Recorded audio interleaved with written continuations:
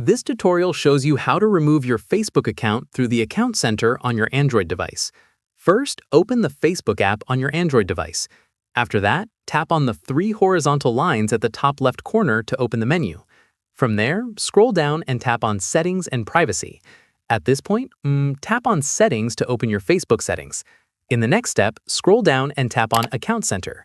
Following this, tap on Manage Accounts at the bottom of the Account Center page. Once done, tap on your Facebook account from the list.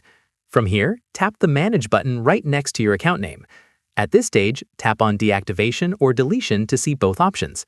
After this, select Delete Account to permanently remove your Facebook account. Once completed, tap Continue to move forward and follow the on-screen prompts to confirm your decision. Finally, enter your password when prompted and tap Delete Account one last time to submit your deletion request. Keep in mind that Facebook gives you a 30-day grace period before your account is permanently deleted. If you log back in within those 30 days, your deletion request will automatically be canceled and your account will be restored. And that's it.